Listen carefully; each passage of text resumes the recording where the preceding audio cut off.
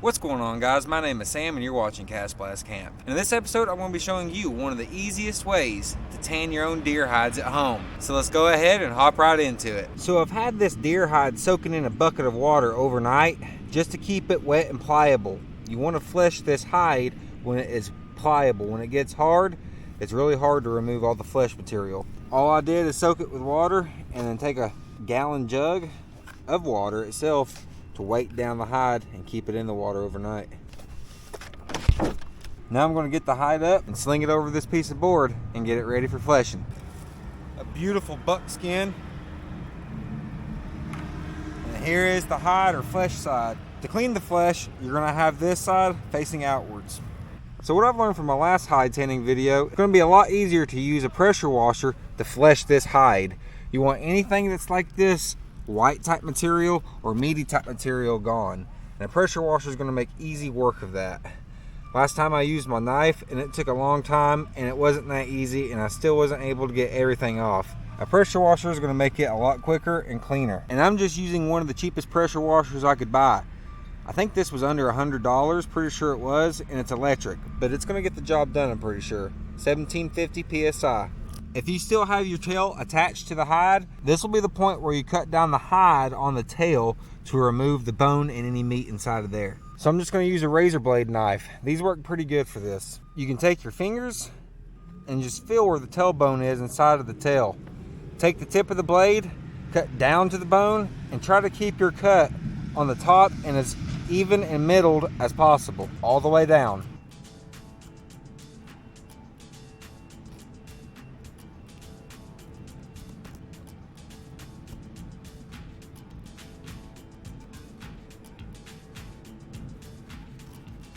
Using one hand to help pry back the hair and the hide, and the other hand to use the tip of the knife to continue cutting it down the tail itself.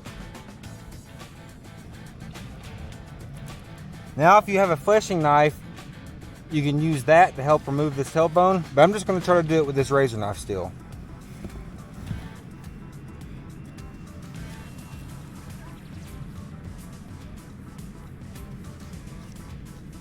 Here's part of the tailbone removed.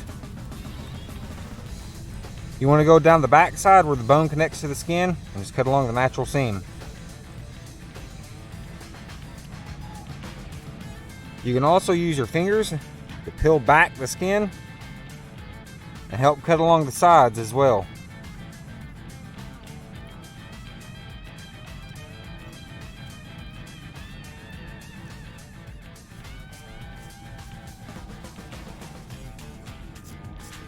Now just continue cutting the tailbone and tail meat away from the hide.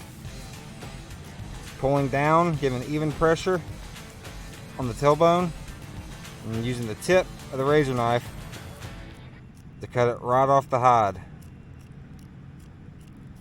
Not pulling too hard though, because you can rip the hide with the bone still attached. Just a light pressure. And the same for the knife tip. A light pressure with it so you don't cut through the hide itself. Alright. Wasn't 100% perfect, but that was pretty decent. That's pretty much what you're looking for all the way down. A little bit off the tip got tore off, but that's okay. That'll work for this. Now your dog has a chew toy.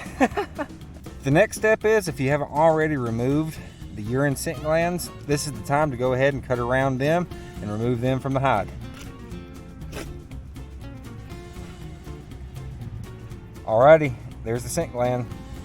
And do the same thing for the other side. Now there's many different methods to hold this hide to the board. You can tack it to the board, you can nail it to the board, you can even use C-clamps to clip the edges of the hide around the board. But for right now, I'm going to use this table that I have the board propped up on and tuck some of the hide in between the board and the table itself to hold it while I'm pressure washing some of the flesh off, and then we can flip it around and do the other side. It might be a good step to wash off the board too if you have any debris on there, to prevent it from getting back on the hide after you clean it.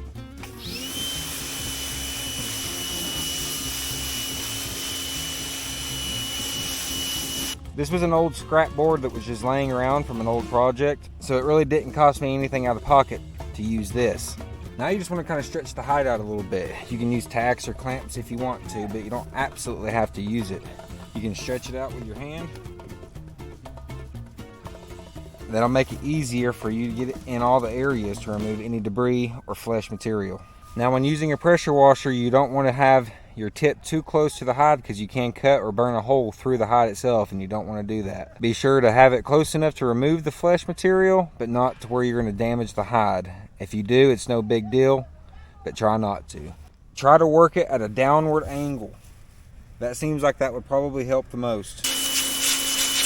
Test out your water pressure on a single spot, on a small spot, relatively close to the edge, to make sure that it's going to work before you start going hard at your whole hide and cut holes into it.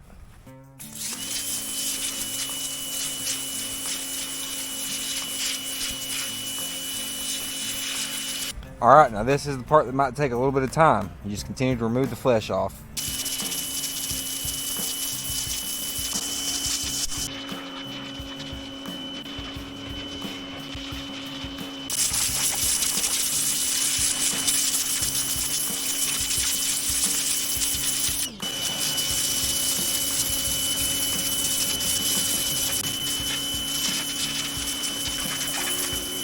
Now that we've worked a good bit of the flesh off, but we still have some more left, we're going to pull the hide up just a little bit further and fold it back over so we can work a little bit higher away from the ground and the debris.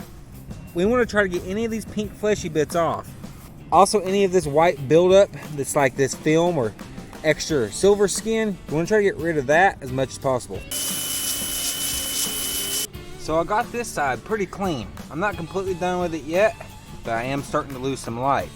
So after you get one half nice and clean, you'll just do the same to the other half. You'll just flip it over and do the exact same thing to the other half.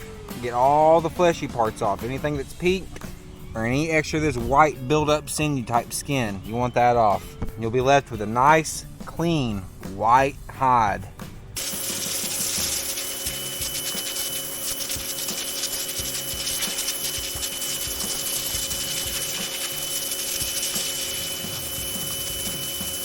Another trick you can use is a vice grip to clamp the edge of the hide to the side of the wood to hold it up while you're removing the rest of the flesh.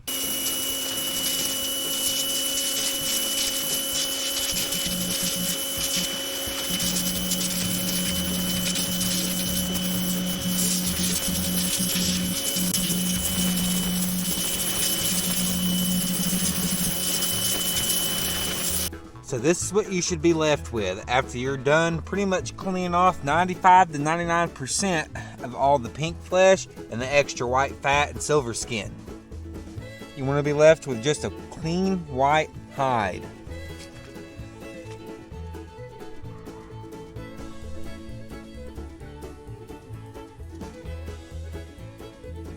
It took a good bit to pressure wash all this off. It's in the evening now, the sun has set, so I'm going to finish up this step and move on to the next.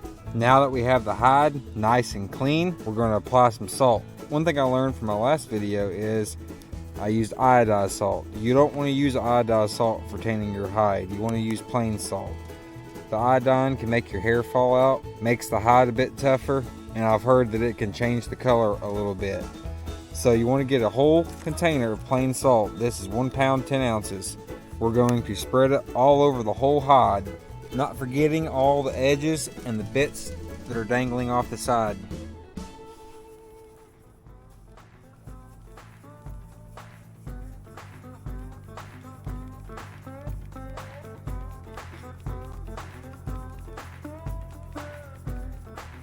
You know your hide is clean when it's hard to see the white salt against it.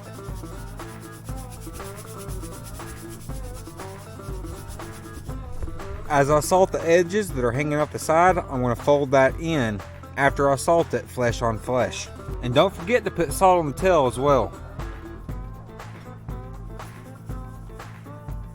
We put a whole container of salt on the hide, all the way from every edge to every edge. And we folded in the edges that don't fit on top of this board. And now we're going to fold this in half and roll it up like a carpet. Folding it in half, flesh on flesh.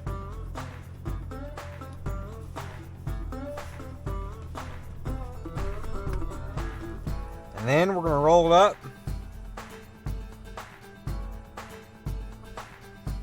just like a carpet.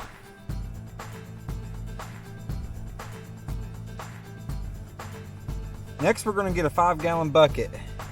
And you don't need rocks or bricks in the bottom or this wire rack, but this will help keep the fur up out of the extra liquid that will be drained from the hide during this process. So we're going to place the hide inside of this bucket on top of this rack and leave it for 24 hours in a controlled environment. Okay, now we're going to leave it for 24 hours and then repeat the process.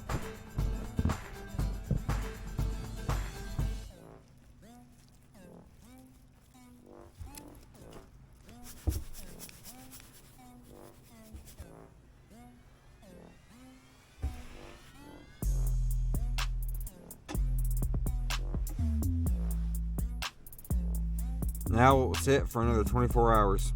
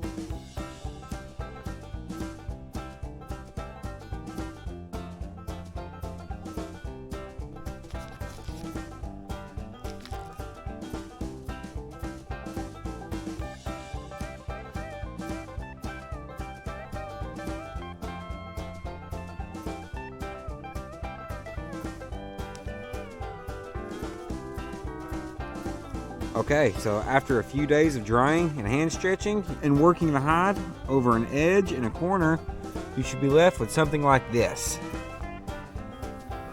Now I got some spots on here that are nice and soft and supple. Like this spot right here, it can fold, it bends, it's soft, it's not real crinkly. But then there's going to be a few other spots that are still thick, still a little bit stiff, and still needs to be worked a little bit more to make it a little bit more supple. So before we work this anymore, we're going to reapply a little bit of warm water, get this moist and flexible again, just in the harder spots. And then we're going to reapply some of the formula and repeat the last step with the formula. So we got some warm water in here and the paintbrush. I'm just going to paint some water on the stiff areas. Massage it in.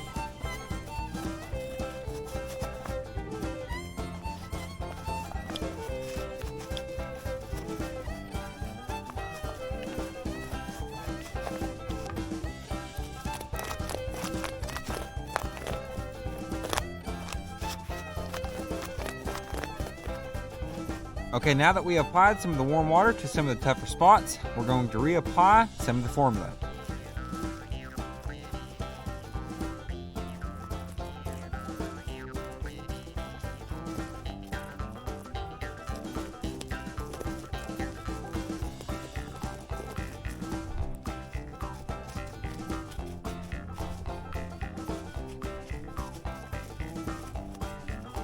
Okay, now that we've applied another layer of the formula, we're going to fold the skin in half, flesh on flesh side, and leave it for 12 to 16 hours. Then after 12 to 16 hours, we're going to open it up and let it dry for 2 to 3 days. And as it's drying, we're going to hand stretch the hide and work it over a corner and an edge. After 12 to 16 hours, you're going to open your hide up and it should look something like this. Now you're going to let this hide be exposed to open air and dry out for the next 2 to 3 days. But as it's drying, we're going to stretch it with our hands and use the corner or an edge of a table or something similar. You could use a freezer top or anything else that has a rounded corner or edge. And then we're going to begin to roll and stretch this hide over that corner and over the edge. You'll see the fibers turn from a yellowish color to a white beige color, and it will soften. And you will do this as it dries for the next 2 to 3 days, and it will make the whole hide nice and soft. So as you can see, the color is tan, but right here I've started to stretch it so it's a little bit white.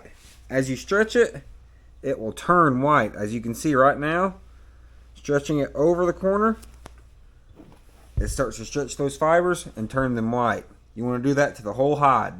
So after 2 to 3 days of drying and hand stretching and using a dull edge to stretch this hide over, this is what you should have.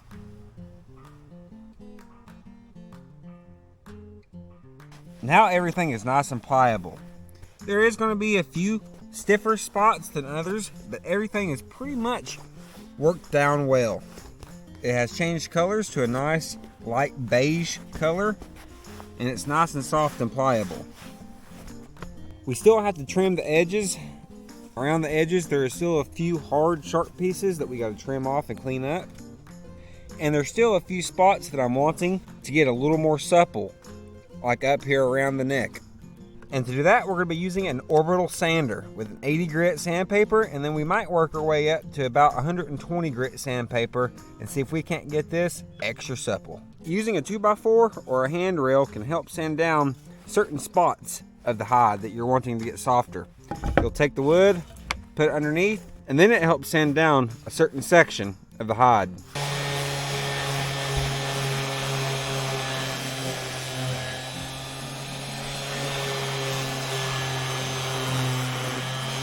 You'll want to work it just a little bit at a time, not putting too much pressure down because you don't want to create a weak spot or burn through any of the hide and make holes or tears.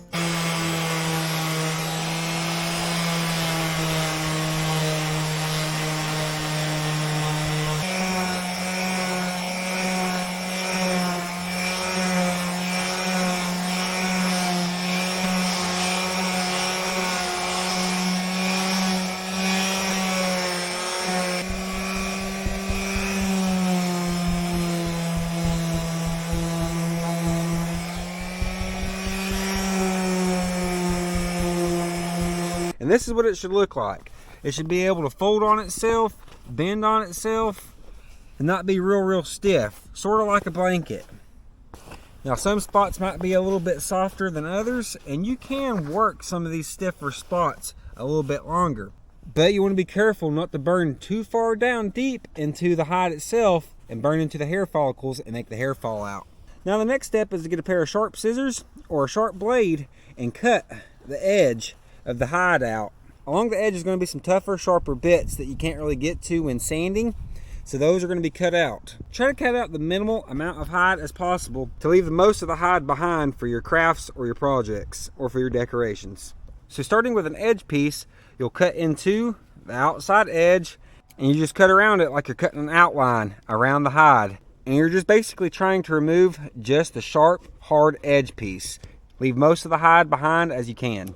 And as you're making your cut, you want to try to be as even with your cuts as possible to make your hide look best and most presentable when it's done.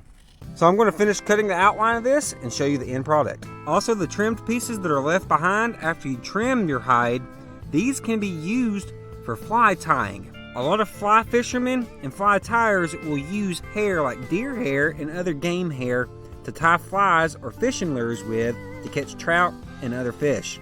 So if you want to, you can save some of your trimmings for another project if you're interested in tying your own flies. Now we have trimmed around the whole hide and got the hard edges off.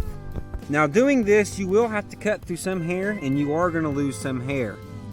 But that's just part of this process if you want to trim the edge off and get those hard bits off. If you want to, you can come back along the edge and clean up some of this hair right here that's a little bit longer than the rest. Or if you don't want to, you can leave it as is. So the next thing you want to do is get a brush and brush the hide down, or if you have something like a leaf blower or some sort of compressed air, you can use that to blow the hair out. I have one of these electric dusters, so I'm going to use this to clean the hair off the hide.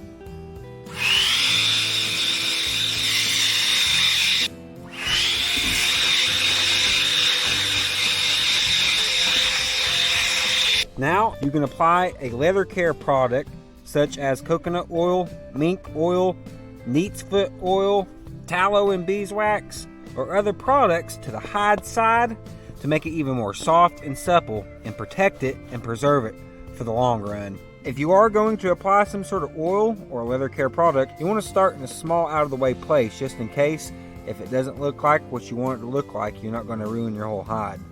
I'm using coconut oil that's in this bowl that I have melted down. I'm also going to use this sponge to rub it in.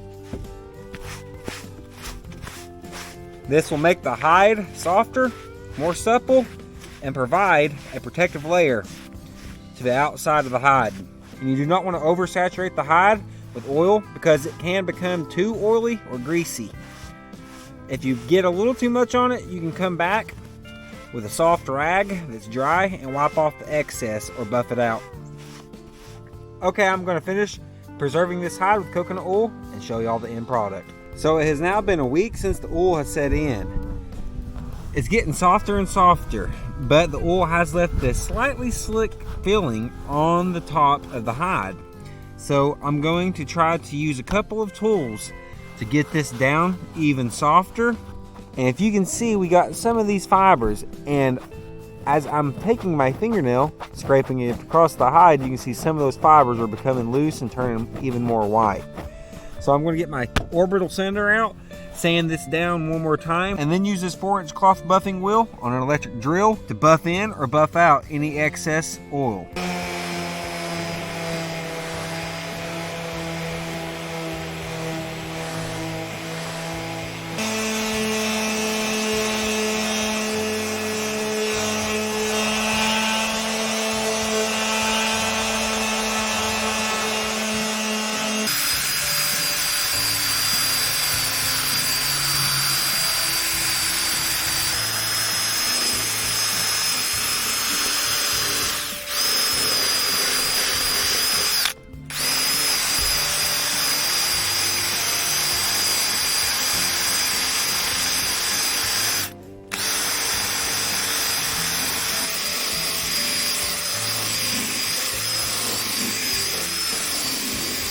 So after sanding this down with 80 grit instead of 120, and then taking the buffing wheel and buffing everything out, this is what you should be left with.